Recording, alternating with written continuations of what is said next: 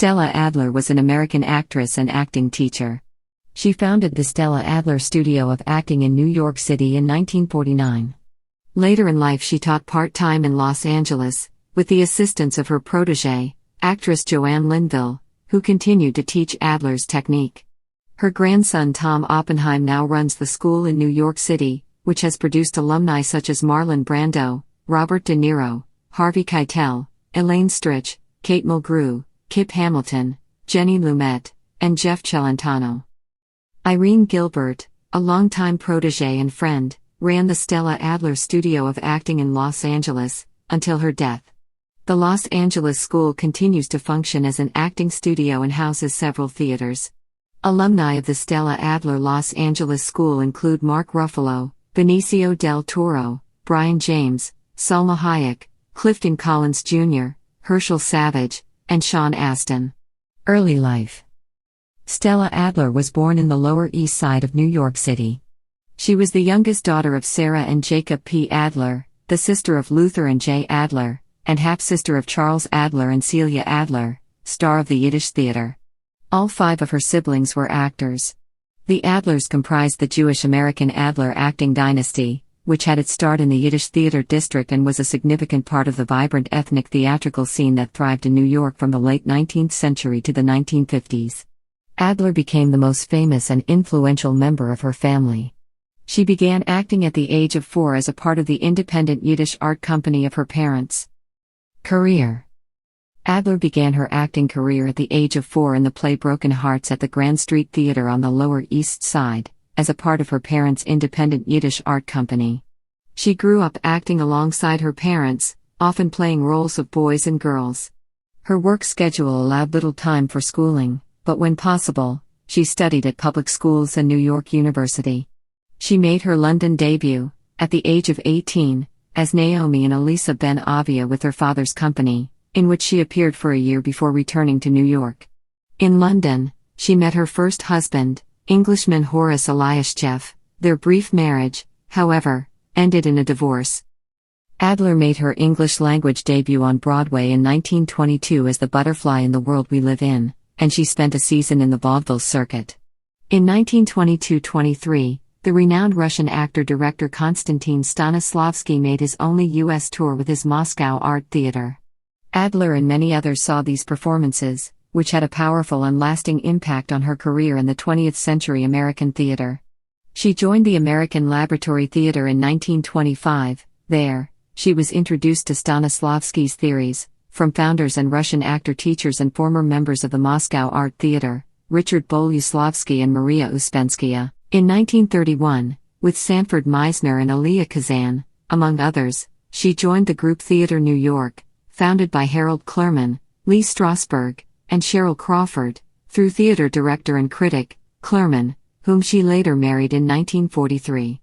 With group theater, she worked in plays such as Success Story by John Howard Lawson, 2 Clifford Odets plays, Awake and Sing, and Paradise Lost, and directed the touring company of Odets's Golden Boy and More to Give to People. Members of group theater were leading interpreters of the method acting technique based on the work and writings of Stanislavski. In 1934, Adler went to Paris with Harold Clurman and studied intensively with Stanislavski for 5 weeks. During this period, she learned that Stanislavski had revised his theories, emphasizing that the actor should create by imagination rather than memory. Upon her return, she broke away from Strasberg on the fundamental aspects of method acting. In January 1937, Adler moved to Hollywood. There, she acted in films for 6 years under the name Stella Adler, occasionally returning to the group theater until it dissolved in 1941. Eventually, she returned to New York to act, direct, and teach, the latter first at Erwin Piscator's dramatic workshop at the New School for Social Research, New York City, before founding Stella Adler Conservatory of Theater in 1949.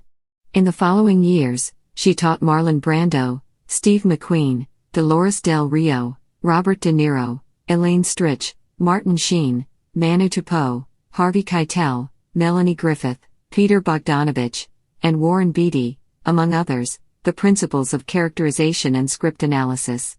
She also taught at the New School, and the Yale School of Drama.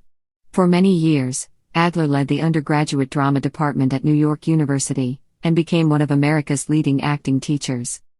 Stella Adler was much more than a teacher of acting. Through her work, she imparts the most valuable kind of information: how to discover the nature of our own emotional mechanics and therefore those of others. She never lent herself to vulgar exploitations, as some other well-known so-called methods of acting have done. As a result, her contributions to the theatrical culture have remained largely unknown, unrecognized, and unappreciated. Marlon Brando. In 1988, she published The Technique of Acting with a foreword by Marlon Brando. From 1926 until 1952, she appeared regularly on Broadway. Her later stage roles include the 1946 revival of He Who Gets Slapped and an eccentric mother in the 1961 black comedy Oh Dad, Poor Dad, Mama's Hung You in the Closet and I'm Feelin' So Sad. Among the plays she directed was a 1956 revival of the Paul Green/Kurt Weill anti-war musical Johnny Johnson. She appeared in only 3 films: Love on Toast, Shadow of the Thin Man, and My Girl Tisha. She concluded her acting career in 1961, after 55 years. During that time, and for years after, she became a renowned acting teacher. Stanislavski and the Method. Adler was the only member of the group theater to study with Konstantin Stanislavski. She was a prominent member of the group theater, but differences with Lee Strasberg over Stanislavski's system made her leave the group. She once said, drawing on the emotions I experienced, for example, when my mother died, to create a role as sick and schizophrenic. If that is acting, I don't want to do it. Adler met with Stanislavski again later in his career and questioned him on Strasberg's interpretation. He told her that he had abandoned emotional memory, which had been Strasberg's dominant paradigm, but that they both believed that actors did not have what is required to play a variety of roles already instilled inside them, and that extensive research was needed to understand the experiences of characters who have different values originating from different cultures. Like Stanislavski, Adler understood the gold hidden inside the circumstances of the text. Actors should stimulate emotional experience by imagining the scene's given circumstances, rather than recalling experiences from their own lives. She also understood that 50% of the actor's job is internal and 50% is externals. To find what works for the character, the actors must study the circumstances of the text and make their choices based on what one gets from the material. For instance, if a character talks about horse riding, one needs to know something about horse riding as an actor, otherwise one will be faking. More importantly, one must study the values of different people to understand what situations would have meant to people, when those situations might mean nothing in the actor's own culture. Without this work, Adler said that an actor walks onto the stage naked. This approach is one for which both Marlon Brando and Robert De Niro became famous. Adler also trained actors' sensory imagination to help make the characters' experiences more vivid. She believed that mastery of the physical and vocal aspects of acting was necessary for the actor to command the stage, and that all body language should be carefully crafted and voices need to be clear and expressive. She often referred to this as an actor's size or worthiness of the stage.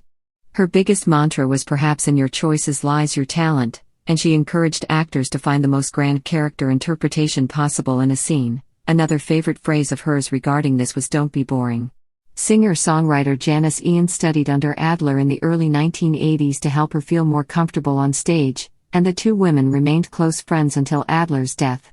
In her autobiography Society's Child, Ian recalled that Adler had little patience for students who weren't progressing as she wanted, going so far on one occasion as to give one of her students a dime and tell her to call her mother to pick her up because she had no business in the theater.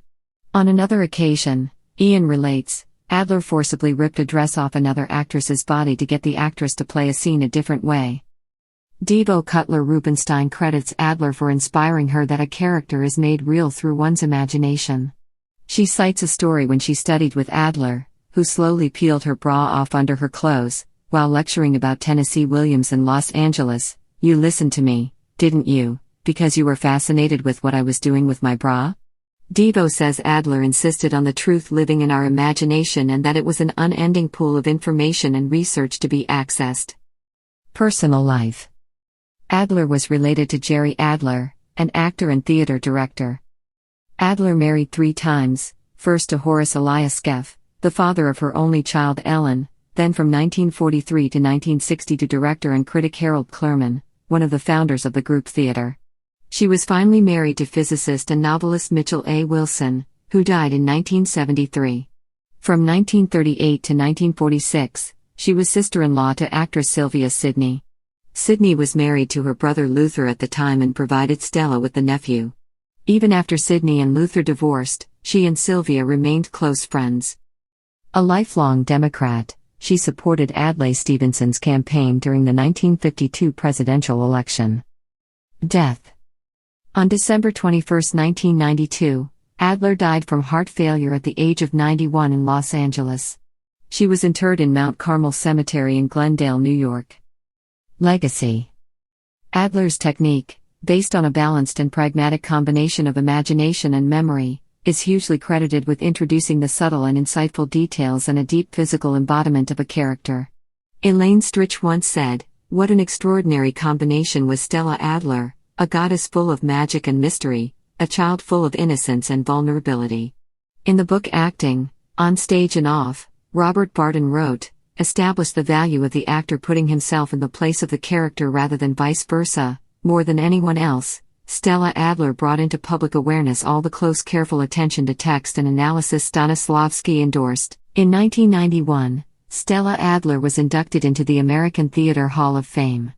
In 2004, the Harry Ransom Center at the University of Texas at Austin acquired Adler's complete archive along with a small collection of her papers from her former husband Harold Clurman. The collection includes correspondence, manuscripts, typescripts, lecture notes, photographs, and other materials. Over 1,100 audio and video recordings of Adler teaching from the 1960s to the 1980s have been digitized by the center and are accessible on site. The archive traces her career from her start in the New York Yiddish Theater District to her encounters with Stanislavski and the group theater to her lectures at the Stella Adler Studio of Acting. In 2006, she was honored with a posthumous star on the Hollywood Walk of Fame in front of the Stella Adler Theater at 6773 Hollywood Boulevard. Stella Adler Schools.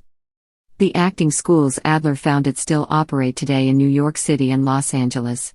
Her method, based on use of the actor's imagination, has been studied by actors such as Robert De Niro, Elaine Stritch, Martin Sheen, Diana Muldaur, Dolores Del Rio, Bob Crane, Roy Scheider, Vincent D'Onofrio, Mark Ruffalo, Warren Beatty, Michael Imperioli, Salma Hayek, Sean Astin, Barbara Stewart, Joyce Meadows, Stephen Bauer, Judd Nelson, Christoph Waltz, Benicio del Toro, and Marlon Brando, who served as the New York studio's honorary chairman until his death and was replaced by Warren Beatty. The Stella Adler Studio of Acting in New York opened a new studio in Los Angeles named the Art of Acting Studio in 2010 and is run by the Adler family.